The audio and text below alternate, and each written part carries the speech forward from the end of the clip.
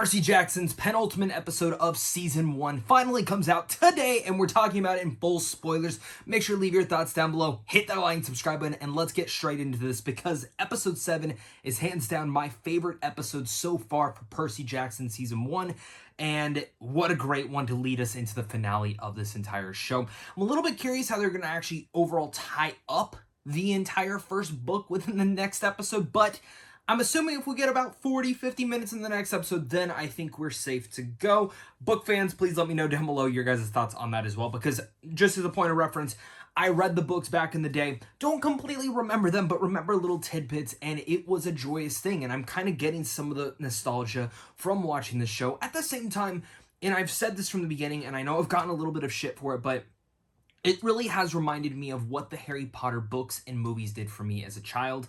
And I'm a little bit weird when it comes down to Harry Potter. I didn't completely, be enamored with the movies as a kid, but that magic, that mysticism, that's something that I longed for in film.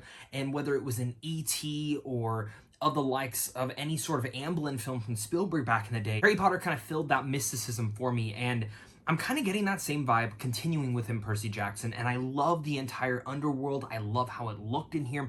I liked how we got there when they have to go through and they have the beds, because I've said it throughout this. I love how they're able to intersect the real world inside Percy Jackson and kind of be very creative with those instances. And I understand that Rick was one of the creators of that, and that's kind of just been something throughout the books, but the fact that they actually can keep that and not make it feel cheesy, but feel realistic and feel like something that is actually happening in our world today, it's something that's believable to me. But this is one of the few episodes where they really did go to an entire landscape, an entire world that was outside of the real world, and that is, again, is the underworld.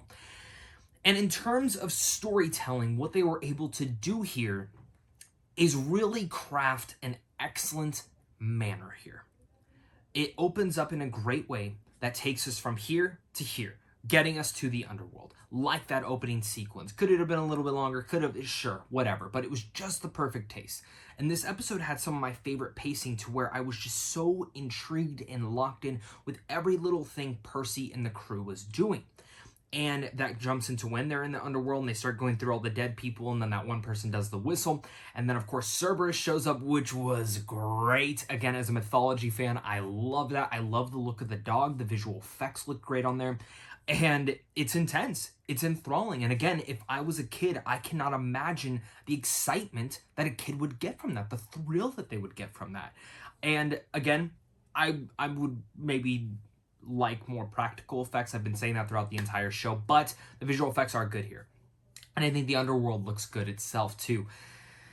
And I like how this entire chase sequence ends. I like how it ends up with Annabeth petting the dog, and of course Grover just climbing right out, and these revelations that kind of come about after that fight with what Ares had actually been doing, how he tricked them, how there's been a bunch of thievery, how there's been a bunch of twist. And again, as something, if you've ever read the gods or watched any sort of things with gods, specifically Mount Olympus and Zeus and Poseidon, there's always backstabbing involved.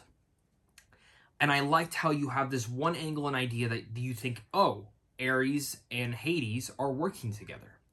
We have the bolt. They wanted us to come here for a reason. This is the reason. And they get to, of course, Hades, which for me, honestly, I think, I'm not sure on the actor who plays Hades, but I thought he just did a tremendous job infusing and crafting that character, that version of the character. And you see his mom, and you find out those revelations that, no, Ares and Hades are not working together. But the crew does.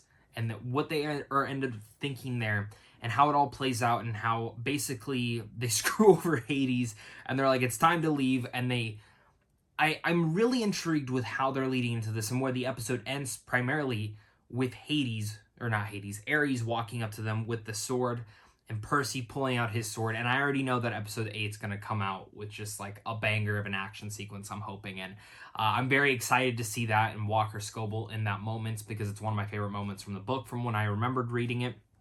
But alongside this, and one of the things that I do want to mention throughout this entire episode is one of my favorite parts about this was the flashbacks between Percy and his mom trying to fight for the schooling. And while maybe maybe in like short term, people I could see getting a little bit annoyed that they're going away from the underworld and stuff like that and might just feel like padding for the episode. But I actually think it's like one of the most important parts of Percy's journey.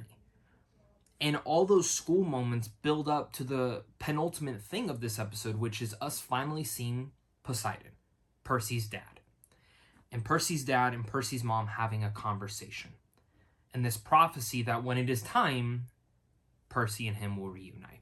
And I'm guessing in episode 8, that's exactly what we're going to get here. So I loved how they intersected that throughout the entire episode. I think it is a phenomenal way to really develop out the characters and craft a nuance that I think really furthers out the story. And specifically, every beat of those past moments really tied into the next big moment for Percy's adventure in this episode. And that editing, all of that was great. If you're going through the performances, Walker Scobell, I've been saying I absolutely love him in this. I think Leah Jeffries as Annabeth is absolutely great. Arian, I'm starting to like a little bit more as Grover. The one thing is I wish we got a little bit more buddy-buddy with them. I'm liking their dynamic, but I wish they took a little bit more slower moments. I wouldn't mind if every episode was at least an hour. Maybe they add a couple nuance moments here and there, change out a couple things to just build up their friendship more. That's, again, just me wanting more and being selfish. And, you know, as you go through the rest of the cast, I'm very impressed with what was going on. I like the visual effect. My favorite episode since the Medusa episode, so I'm very excited to see what the finale is going to be in store for. I absolutely would be shocked if the show does not get renewed. We need a season 2 immediately, so Disney, please start working on that right now. But other than that, guys, I love this, and I can't wait to see episode 8. So make sure to leave that like and subscribe button. Leave your thoughts down below. And, of course, until next time, stay classy.